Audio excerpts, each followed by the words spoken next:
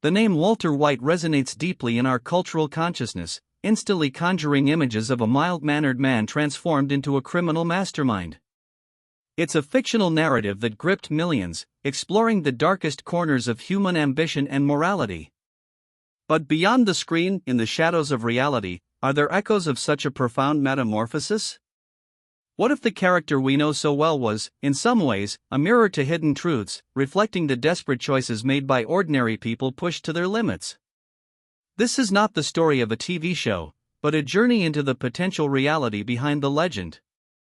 Our story begins not in the deserts of New Mexico, but in the quiet, unassuming suburbs of a city grappling with economic shifts. Here, Walter lived a life of quiet dedication, a high school chemistry teacher with a passion for protons and polymers.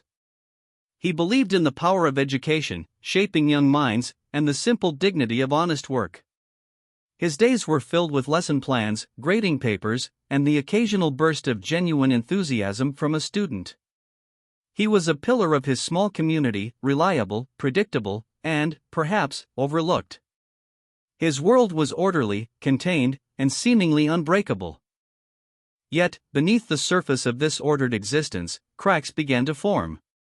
Walter, like many across the nation, found himself struggling against an escalating tide of financial strain. Medical bills for a recurring, chronic condition for his wife mounted relentlessly, threatening to engulf their modest savings. His teacher's salary, once sufficient, now barely covered the essentials, let alone the specialized treatments his family desperately needed. The dignity he cherished felt increasingly fragile, eroded by debt and a creeping sense of powerlessness. The pressure was immense, a silent, invisible weight. One evening, while working his second job at a local car wash, a familiar face appeared, a former student, now estranged, driving a luxury car far beyond his visible means. A casual conversation, laced with subtle hints of opportunity, ignited a flicker of curiosity in Walter's mind. He had always dismissed such worlds as distant and irrelevant, but the glint of easy money, the whisper of solutions to his crushing problems, was suddenly tantalizing. He saw the stark contrast, his own honest struggle versus this former student's apparent prosperity, fueled by an unseen engine of illicit commerce. Walter possessed a profound understanding of chemistry, a mastery honed over decades in the classroom. He knew the intricate pathways of molecular synthesis, the delicate balance of reagents, the purification processes. In his mind, these skills were for enlightenment, not exploitation. But now, he began to see the darker applications, the lucrative potential. He started to research, purely out of academic interest, he told himself. He studied the market, the purity levels, the demand.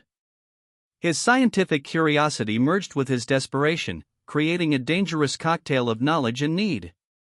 The lines blurred, slowly at first. The decision was agonizing, a torment born of fear and love for his family. He justified it as a temporary measure, a means to an end. Using his meager savings, he acquired basic equipment, fabricating a small, clandestine lab in the forgotten corners of his home. His first foray into illicit synthesis was crude, fueled by anxiety and a desperate precision. The initial product was a controlled substance, not the notorious methamphetamine, but a lesser-known designer drug with high street value and a complex synthesis, reducing competition.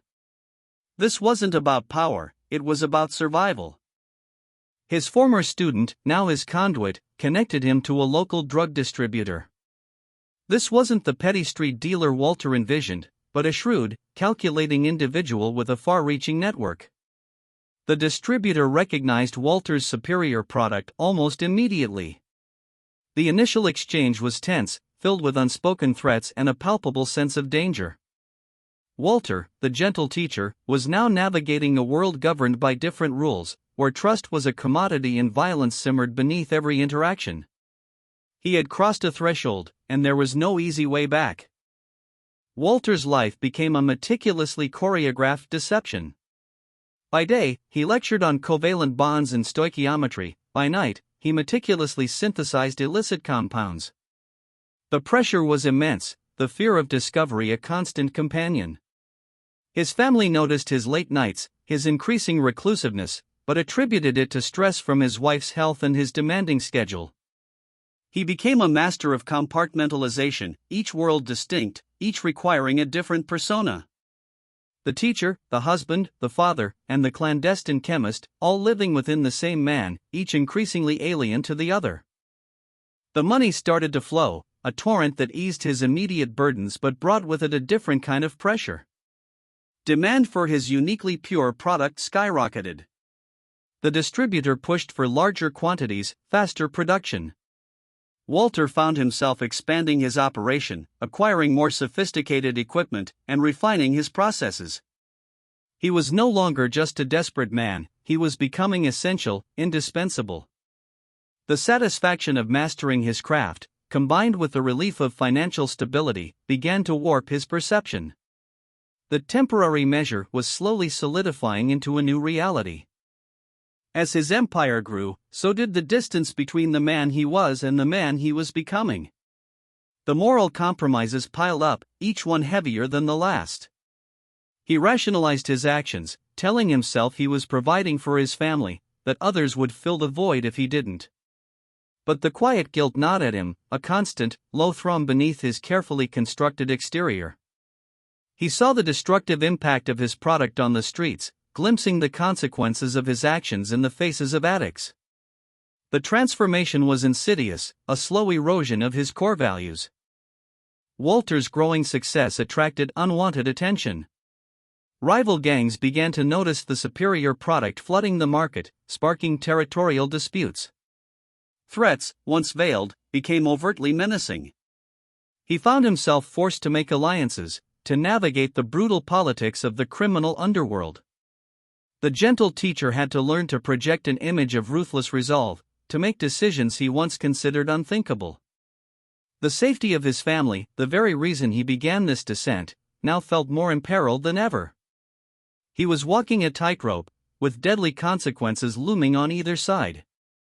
Law enforcement, fueled by intelligence reports of an unusually pure and consistent product, began to close in. The focus was on the source, the chemist behind the operation. Walter became acutely aware of surveillance, of the subtle shifts in the landscape around him. Every phone call, every transaction, every late-night drive felt scrutinized. The paranoia was relentless, chipping away at his composure. He implemented elaborate countermeasures, drawing on his scientific mind to evade detection, but the sheer scale of his operation made him an increasingly visible target. The net was tightening, slowly but surely. His wife and children, shielded by his elaborate lies, remained blissfully unaware of the true nature of his activities. They saw the improved financial situation, the new car, the seemingly inexplicable luxuries, and attributed them to a sudden, but vaguely defined, investment or a consulting gig. The secret, however, created an impenetrable barrier between Walter and those he claimed to protect. He yearned to confess, to unburden himself, but the weight of his lies and the fear of shattering their world kept him silent. The emotional toll was immense, isolating him completely. The intricate web of criminal alliances, built on fear and fleeting loyalty, proved fragile. A trusted associate, facing overwhelming legal pressure, chose to cooperate with the authorities. The betrayal was swift and devastating. The anonymous tips, the subtle surveillance, suddenly converged into actionable intelligence. The entire operation, so carefully constructed, began to unravel at an alarming speed. Walter, once in control, now found himself a pawn in a game he could no longer dictate. The end, once an abstract fear, was now an imminent, unavoidable reality. The morning came with a brutal, disorienting force. Flashing lights, blaring sirens, and the thunderous impact of a battering ram shattering his front door. His carefully concealed lab, his quiet suburban home, was breached in a chaotic rush of tactical gear and shouting commands. Walter, caught entirely off guard, watched helplessly as his two worlds collided in a spectacular, destructive climax. The secret was out, exposed in the harsh glare of police spotlights. The life he had so painstakingly built, both legitimate and illicit, disintegrated before his eyes. The reign of the quiet chemist was over. The arrest was only the beginning of his public humiliation and his family's devastation. The news broke like a dam, flooding their community with disbelief and shock. The respected chemistry teacher, the quiet neighbor, revealed to be a master drug manufacturer. His wife and children were thrust into the harsh spotlight, their lives irrevocably altered by his choices. The shame, the betrayal, and the profound sadness were palpable. The financial security he had fought for was instantly overshadowed by legal fees, asset forfeiture, and the complete destruction of their reputation. There was no escaping the fallout. In the courtroom, Walter faced the full weight of the law. The evidence was irrefutable: the high-purity product, the sophisticated lab, the testimony of his former associate. His legal defense, funded by what little illicit money remained hidden, was weak against the mountain of facts. He was ultimately convicted on multiple counts of manufacturing and trafficking. The sentence was severe, a stark punctuation mark at the end of his clandestine career.